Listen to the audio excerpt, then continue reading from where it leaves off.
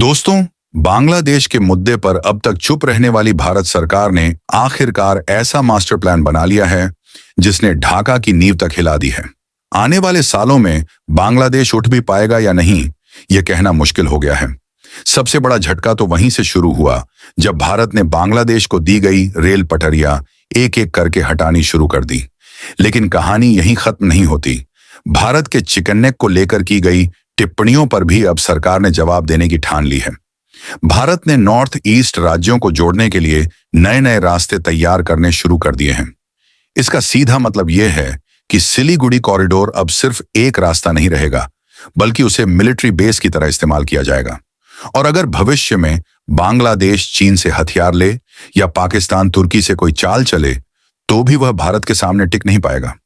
विश्वस्त सूत्रों से मिली जानकारी के मुताबिक भारत ने करीब 5,000 करोड़ की रेल परियोजनाओं को पूरी तरह से रोकने का फैसला किया है, जबकि इसी प्रोजेक्ट के जरिए भारत अपने नॉर्थ ईस्ट राज्यों तक आसान पहुंच बनाने जा रहा था ताकि चिकन नेक पर दबाव कम हो सके। अब सवाल यह है कि आखिर भारत सरकार ने ऐसा बड़ा फैसला क्यों लिया? इस कदम के पीछे की असली कहानी क्या है, यही जानेंगे आज की इस वीडियो में। तो दोस्तों, यदि आपको भारत सरकार का यह कदम सही लगता है तो वीडियो को लाइक करें और चैनल को सब्सक्राइब जरूर कीजिएगा। दोस्तों, इस रेल योजना के तहत 3 बड़े कॉरिडोर प्रोजेक्ट तैयार किए गए थे जो भारत से होकर बांग्लादेश के रास्ते हमारे नॉर्थ ईस्ट राज्यों को जोड़ने वाले थे।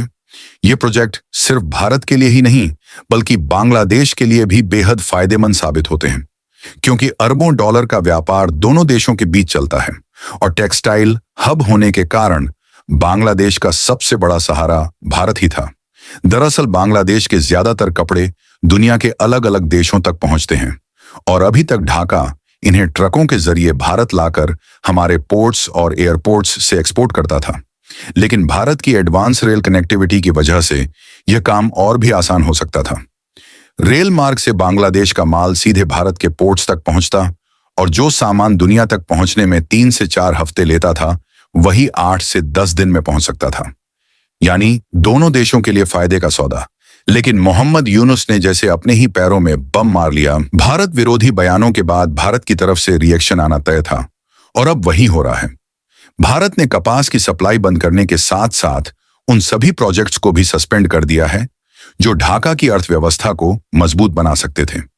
सबसे पहला प्रोजेक्ट है Akhaura Agartala cross border rail link.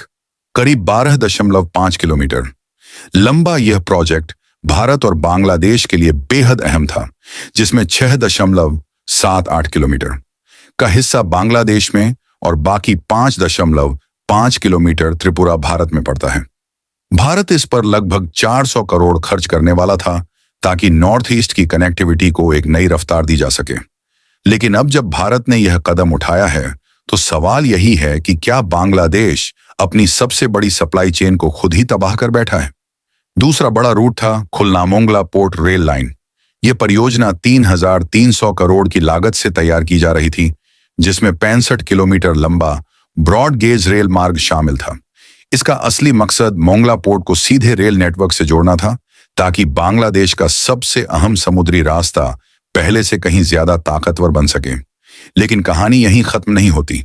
तीसरा प्रोजेक्ट था ढाका टोंगी जयदेवपुर रेल विस्तार, जिसे जून 2027 तक पूरा होना था। शुरुआत में यह प्रोजेक्ट तेजी से आगे बढ़ा, लेकिन पिछले साल अचानक इसकी रफ्तार थम गई। करीब 50% काम होने के बाद यह योजना पूरी तरह से ठप कर दी गई। इस प्रोजेक्ट के लिए भारत की तरफ से लगभग 10,400 करोड़ की सहायता दी गई थी, जिसमें एक्सिस बैंक ऑफ इंडिया भी पार्टनर था ताकि इसे बड़े स्तर पर फैलाया जा सके और नॉर्थ ईस्ट राज्यों तक सीधा कनेक्शन बनाया जा सके। लेकिन यहीं पर सबसे बड़ा झटका आता है।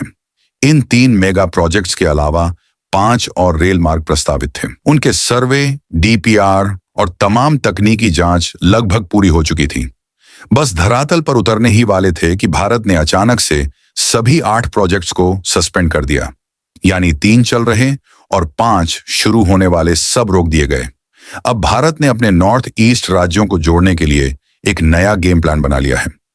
आने वाले समय में 3 से 4 नए रेल रोड कॉरिडोर्स तैयार किए जाएंगे जो नेपाल से होते हुए सिक्किम फिर भूटान से गुजरते हुए सीधे नॉर्थ ईस्ट तक पहुंचेंगे।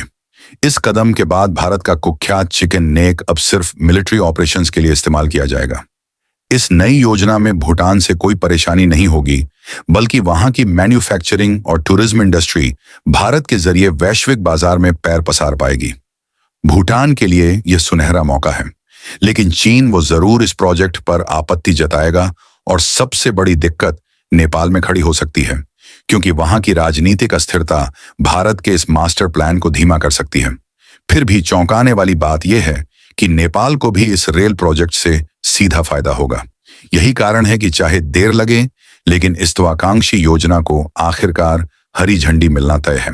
अब बात करते हैं कि भारत ने बांग्लादेश के साथ इतने बड़े प्रोजेक्ट को क्यों बंद कर दिया। तो इसका एक तो कारण है जियोपॉलिटिकल सिचुएशन, मतलब कि जिस तरीके से बांग्लादेश हर चीज का जवाब हमें दे रहा है, तो भारत को भी जवाब देना पड़ा। लेकिन कुछ और वजह भी बताई गई हैं, जिसमें बांग्लादेश में शेख हसीना सरकार का तख्ता पलट होना और नई सरकार में मोहम्मद यूनुस को बांग्लादेश की कमान सौंप दी गई। मोहम्मद यूनुस ने सत्ता संभालते ही भारत विरोधी रुख अपनाना शुरू कर दिया और बांग्लादेश में हिंसक प्रदर्शनों के दौरान हिंदू अल्पसंख्यक समुदाय को निशाना बनाया गया। इसे रोकने में मोहम्मद यूनुस विफल रहे, या कहा जाए कि उन्होंने बांग्लादेश की जमात इस्लामी पार्टी को खुश करने के लिए इन हमलों को रोका ही नहीं। इन्हीं वजहों से भारत ने बांग्लादेश के सामने कड़ा रुख अपनाया और धीरे धीरे बांग्लादेश के कई प्रोजेक्ट्स को बंद करने में लग गया, जिसमें सबसे पहले भारत ने जरूरी सामानों को भेजना ब्लैकलिस्ट किया। उसके बाद बिजली सप्लाई और ट्रांसशिप को भी बंद कर दिया। इसके बाद अब इस रेल प्रोजेक्ट को रोककर बांग्लादेश को जोर का झटका धीरे से दिया है।